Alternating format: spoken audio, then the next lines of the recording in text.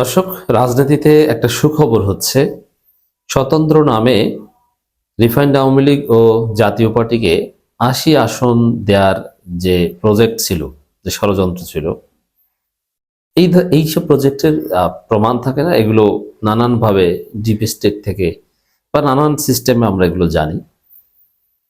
সেই project doctor Yunus সরকার ব্যর্থ করে দিচ্ছে। এটা একটা সুখবর।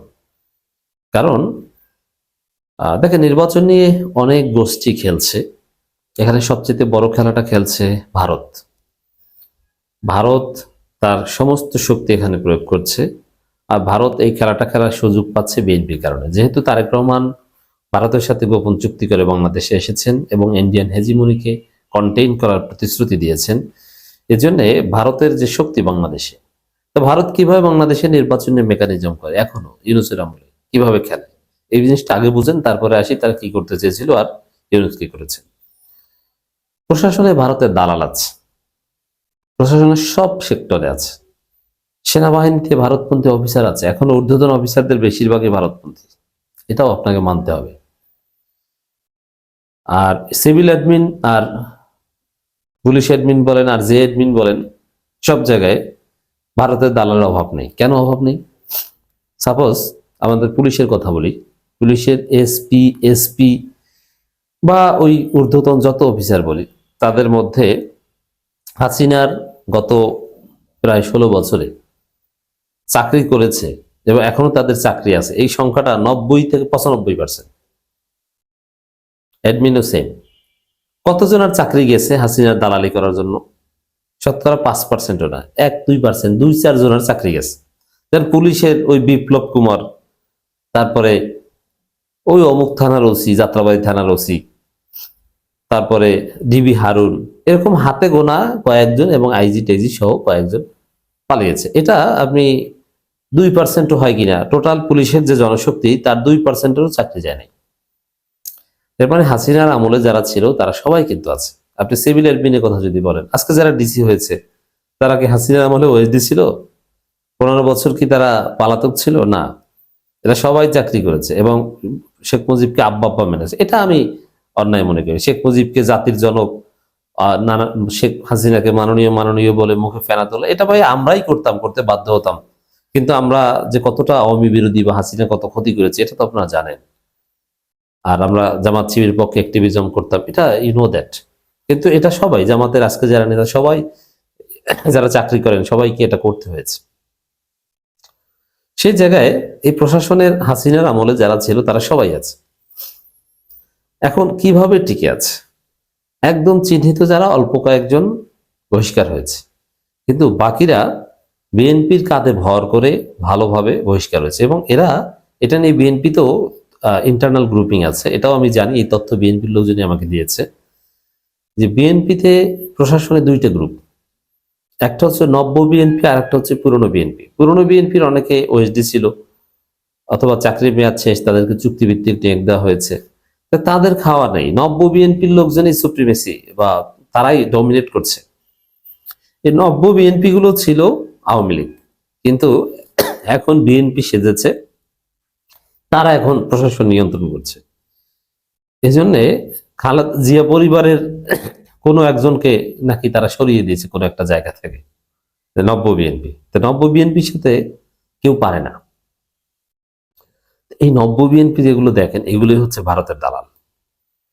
আর যেহেতু ভারতের দালালেরা বিএনপির কাঁধে ভর করেছে, খুব সহজে ভারত তাদের মাধ্যমে ভারতের যে খেলা সেটা খেলতে পারছে। আর্মি অফিসারদের কথা যদি বলি, তারা নির্বাচনে গুরুত্বপূর্ণ একটা রোল প্লে করবে। আর্মি চাইলে সুষ্ঠু নির্বাচন হবে, না চাইলে হবে না, কথা একটাই।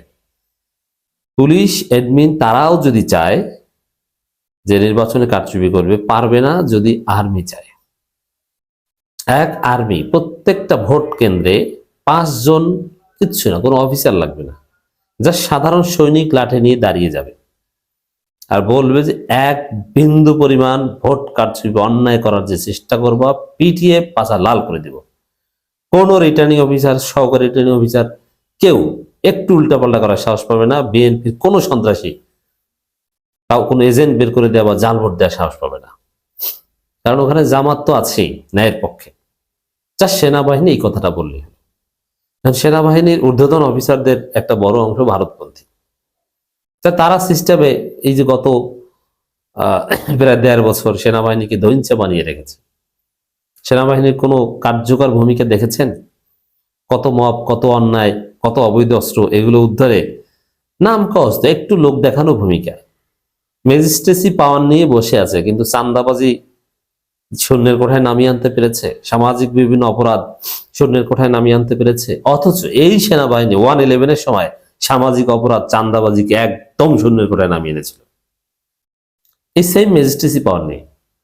এর মানে সেনাবাহিনীকে ম্যাজিস্ট্রেসি পাওয়ার দিলে সমাজ থেকে অপরাধ তারা শূন্যের কোঠায় নামিয়ে আনতে পারে। যেমন 111 সরকারের সময় কোনো চান্দাবাজি দেখেছেন ভুলেও? বিএনপি হোক, আওয়ামী লীগ হোক, কেউ চান্দা চাইবে কোন নেতা বা চেষ্টা কর্মী কেউ কল্পনা করেছে? শীতের সকালে আপনাকে ব্যারের মধ্যে, ব্যার বুঝেন, পুরনো ময়লা আবর্জনা যুক্ত যে পরিত্যক্ত খাল, এটাকে সম্ভবত ব্যার বলে, যার পানি প্রচন্ড ঠান্ডা, কেন ওখানে রোদ পড়ে না এবং ময়লা যুক্ত, ওইখানে ডুব দেওয়াতে বাধ্য করত রাজনৈতিক নেতাদের, কেউ যদি অন্যায় করতে যেত। আরো কত পদক্ষেপ। মানে সেনাবাহিনী চাইলে চাঁদাবাজি, যে কোনো অন্যায় বিচার একদম শূন্যের কোঠায় নামিয়ে আনতে পারে। কিন্তু গত 15 মাসে বা গত 1.5 বছরে 18 মাসে তারা কিছু করেছে? করেনি। এর মানে চাইলে করতে পারে, আর ম্যাজিস্ট্রেসি পাওয়ার দিয়ে মাঠে থাকলেও না চাইলে করবে না। এই জন্য আগামী নির্বাচন সুষ্ঠু হবে কি হবে না এটা সেনাবাহিনীর ব্যাপার। যাই হোক, এগুলো কেন বললাম, যে ভারত কিভাবে মেকানিজম করতে পারে বা এখনো কিভাবে বাংলাদেশে নির্বাচন নিয়ে মেকানিজম করছে এটা বোঝানোর জন্য।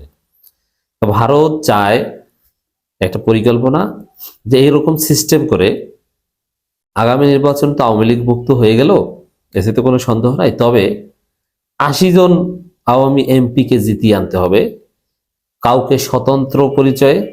আর আওয়ামী এমপি এখানে যারা হতে যাবে তারা সবাই রিফাইন্ড আওয়ামী লীগ, তার মানে মামলা থাকবে না বা ওইভাবে চিহ্নিত আওয়ামী লীগ না। আবার জাতীয় পার্টি তো আছেই নিবন্ধিত দল, জাতীয় পার্টি, আওয়ামী লীগ। তো জাতীয় পার্টি থেকে স্বতন্ত্র মিলে যদি 80 জন জিতে আসতে পারে, তাহলে তো ওইটি বিরোধী দল, তারপরে এবার আওয়ামী লীগ ক্ষমতা নিচ্ছে, এরকম একটা পরিকল্পনা আছে। এটা আগেও বলেছিলাম আপনাদের। এই জন্য গুরুত্বপূর্ণ 7টি জেলা টার্গেট করেছে, যে ওই 7 জেলায় থেকে যদি 10, 15, 20 জন জিতিয়ে আনা যায়, আর জাতীয় পার্টির ওইরকম টার্গেট আছে, তাহলে তো হলোই। 80 টার্গেট করলে 80 না হলো 40 হলো তো অনেক।